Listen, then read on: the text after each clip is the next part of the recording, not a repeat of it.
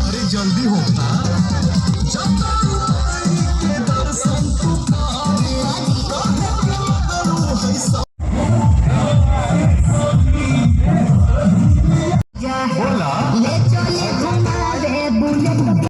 ये क्यों किया जा रहा है?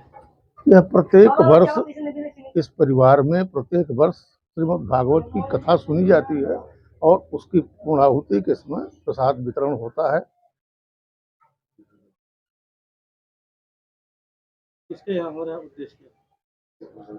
शिव पूजन चौरसिया जी के यहाँ हो रहा है और उनके भतीजे हैं ये संजय चौरसिया, एक सामाजिक कार्यकर्ता हैं और बेटे की तरह छोटे भाई की तरह रहते हैं। इन्होंने आमंत्रित किया था और मुझे बहुत ही हर्ष हो रहा है कि आज मतलब छोटे छोटे गांव में भी श्रीमद् भागवत की कथा विधि विधान के साथ संपूर्ण हो रही है।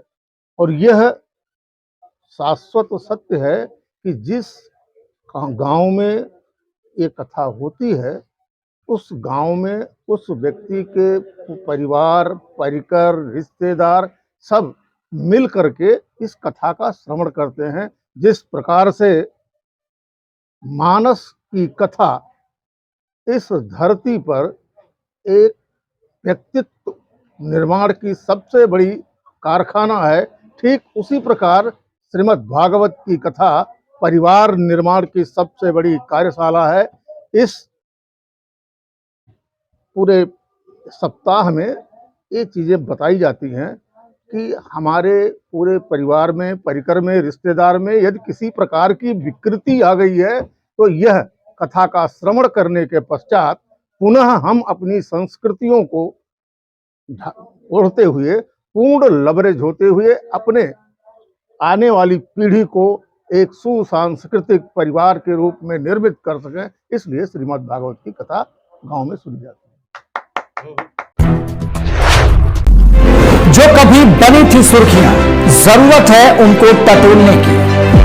जिनमें छिपे थे कई राज, जरूरत है उनको खोलने की।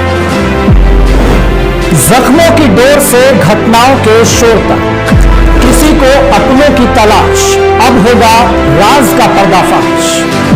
क्योंकि हम लेंगे खबरों की खबर।